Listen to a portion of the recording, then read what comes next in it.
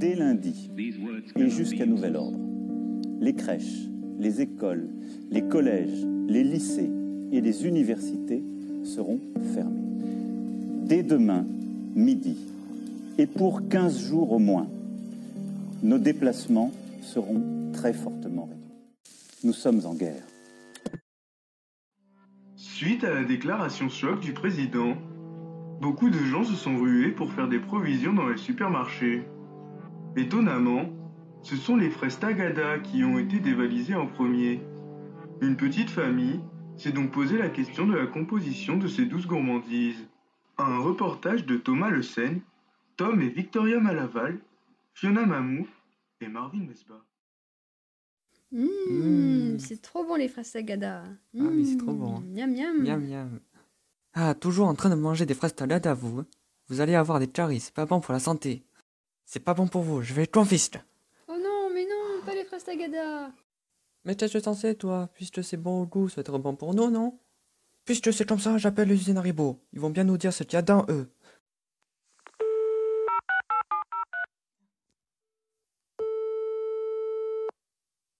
Allô, usine Haribo, j'aimerais savoir ce qu'il y a dans la fraise Tagada. Pendant ce temps-là, dans l'usine Haribo, à Uzès. Et si jamais j'augmente les revenus de... Encore le téléphone. Oui, allô, oui, usine Haribo. La composition des fraises Tagada. Oui, pas de souci, oui, ça arrive tout de suite. Allez, au revoir, bonne journée. Eh bien, me voilà dans de beaux draps. Comment c'est fait, les fraises Tagada? Toi, là, allez, je veux les résultats d'analyse de composition des fraises Tagada dans 2 heures dans mon bureau. Allez vite, dépêche-toi. Mais vous savez que je suis stagiaire. Vous préférez pas plutôt que je vous fasse un café? Je ne veux pas le savoir, tiens, ça te fera travailler le stagiaire. Allez vite. Peu de temps après, dans le laboratoire d'analyse. Oh là là, mais comment je fais ça, moi? Écoute, le patron est casse-bonbon. On a intérêt de lui donner ce qu'il veut. Tiens, regarde ses explications. Il va falloir les peser, les couper, mettre nos fraises dans un ballon avec de l'eau distillée, rajouter une spatulée de carbonate de potassium pour éviter l'hydrolyse du saccharose et donc perdre le précieux sucre que l'on veut doser. Et enfin, les mettre à chauffer jusqu'à dissociation complète des fraises. On se retrouve avec un joli jus de fraise rose, trop rose.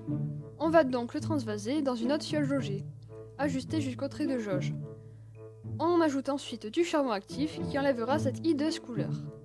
On homogénéise jusqu'à décoloration, puis on filtre pour séparer la solution du charbon actif. Et on se retrouve avec notre solution de travail S1.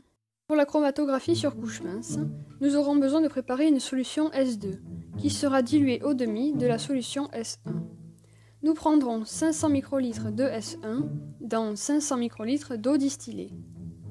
Pour le dosage colorimétrique enzymatique, il faudra préparer une solution S3, qui sera diluée au 20e.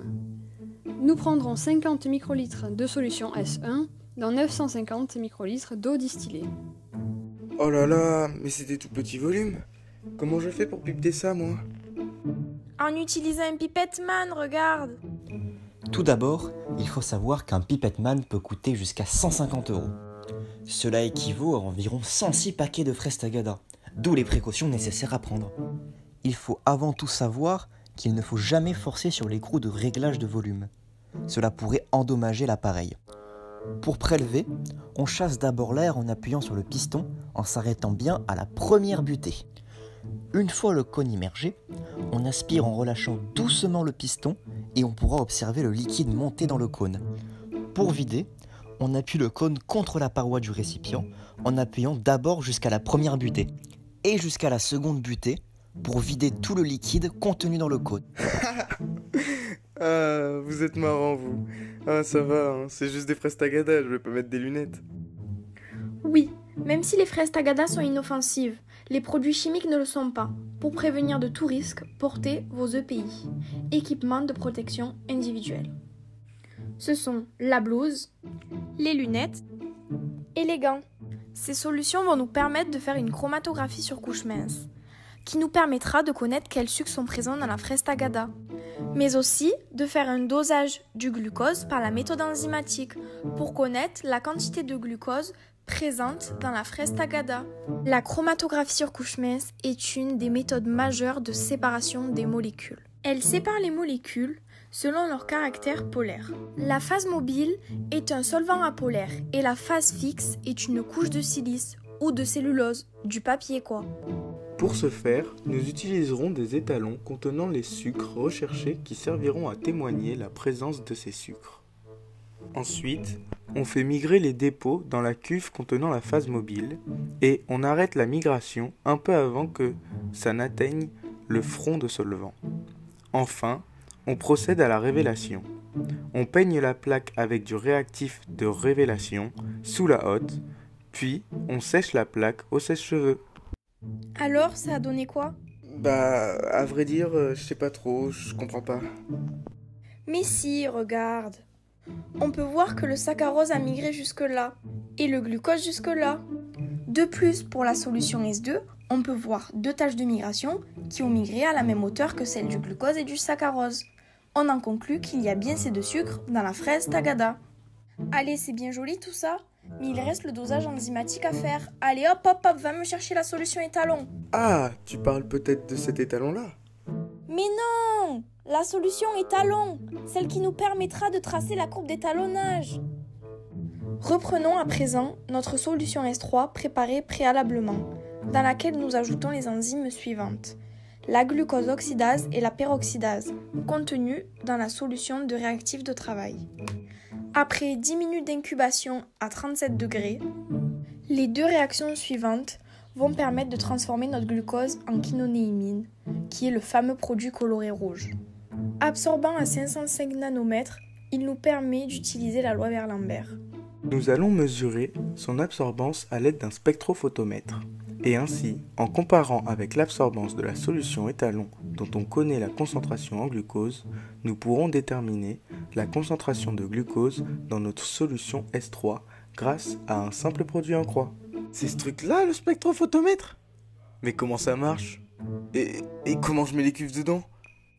Attention, ne fais pas n'importe quoi, hein. Il y a un sens bien précis, regarde. Le faisceau de la machine passe dans ce sens, il faut donc mettre le côté lisse de la cuve en face du faisceau. Et surtout pas le côté avec les stries. Le côté avec les stries permet de tenir la microcuve sans laisser de traces là où le faisceau passe. Donc, si j'ai bien compris, grâce à l'application de la loi de Beer-Lambert, on peut établir le lien entre l'absorbance de l'essai et la concentration en glucose de ce dernier. Avec cette concentration, nous pouvons alors remonter à la masse de glucose contenue dans un bonbon. Bien, est-ce que tes résultats sont cohérents? On ne t'a rien expliqué en fait. Bon, regarde cette vidéo, elle va tout expliquer alors. Eh oui, tes résultats doivent être concordants et justes pour qu'ils soient exacts. C'est pour cela que tu as utilisé des solutions de contrôle et fait 2 essais pour pouvoir valider tes résultats et nous assurer que tu n'as pas fait n'importe quoi. Pour les contrôles, tu dois obtenir la même concentration que celle annoncée par la solution de contrôle. Tu dois également vérifier que tu trouves la même concentration entre les 2 contrôles et les 2 essais, avec une précision de 6%. Si c'est le cas, alors tu auras la certitude de manipuler comme un vrai technicien. Bon, alors comment trouver la concentration en glucose de ton échantillon? Tout d'abord, tu montes ton graphique comme ça, en mettant les bonnes unités en ordonnée et en abscisse. Tu places ton étalon sur le graphique et hop, tu peux tracer à la droite. Avec ça, tu peux calculer la pente que l'on nommera alpha, qui est égale à l'absorbance de la solution étalon sur la concentration en glucose de l'étalon. Enfin, tu peux trouver la concentration de l'échantillon en faisant l'absorbance de l'échantillon sur la pente fois le facteur de dilution.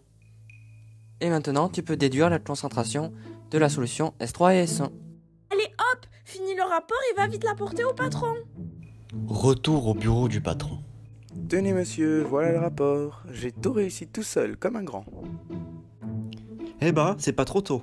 Bon, je me dépêche d'envoyer ça au client, il s'impatiente. Une fois le rapport envoyé, dans la maison familiale. Miam, miam. Ah, les enfants, j'ai enfin les résultats de la composition de ces bonbons. Voyons voir ce que ça donne. Blablabla. Oh, mais c'est très sucré cette affaire. Allez, pipi et Oli, ouf. Oh, mais non, Mais si, ça me mais c'est saoule. pas juste. Allez, une pour le plaisir. C'est quand même bon le frastalada.